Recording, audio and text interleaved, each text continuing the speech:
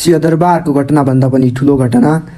दर्शकबिन यहाँलाई स्वागत छ आर्यन औरा क्रिएसन युट्युब च्यानलमा। आज हामी कुरा गर्नेवाला छौँ 2 दिनसम्म चलेको जेनजी आन्दोलनमा घटेका प्रमुख 5 नकारात्मक घटनाबारे। सिंहदरबारको घटनाभन्दा पनि ठुलो घटना घटेको छ। के हुन् त ती घटना जान्नका लागि भिडियोलाई अन्तिमसम्म हेर्नुहोला। साथै यस्तै जानकारीमूलक भिडियोका लागि च्यानललाई सब्स्क्राइब र भिडियो मन परे भिडियोलाई लाइक गर्न नबिर्सिनुहोला। अब सुरु गरौँ प्रमुख 5 घटनाबारे।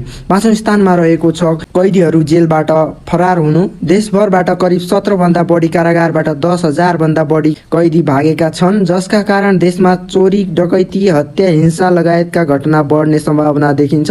तसर्थ यो जेनजी आन्दोलनमा घटेका ठूला घटनाहरू मध्येकै एक हो।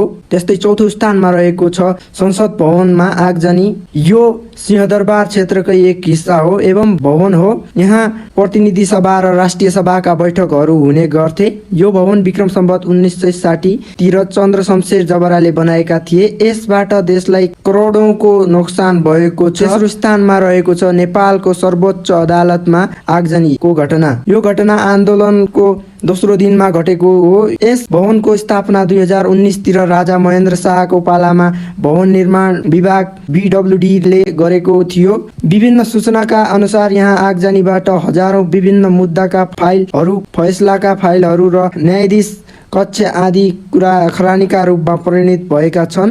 यसबाट पनि देशलाई धेरै क्षति पुगेको छ। त्यस्तै दोस्रो स्थानमा रहेको छ सिंहदरबार आगजनी। यो घटना आन्दोलनको दोस्रो दिनमा भएको थियो। यस दरबारको स्थापना 1960 तिर तत्कालीन राजा चन्द्र शमशेर जबराले निजी वासस्थानका रूपमा गरेका थिए। यो दरबार 19औं शताब्दीमा एसियाकै सबैभन्दा ठुलो दरबार थियो। यो भवन नेपालको प्रमुख प्रशासनिक कार्यालय थियो। यहाँ देशका प्रमुख कागजपत्र राखिन्थ्यो, सबै जलेर नष्ट भए। यसबाट देशलाई अर्बौंको क्षति भएको छ। अब पालो पहिलो स्थानमा रहेको घटनाको।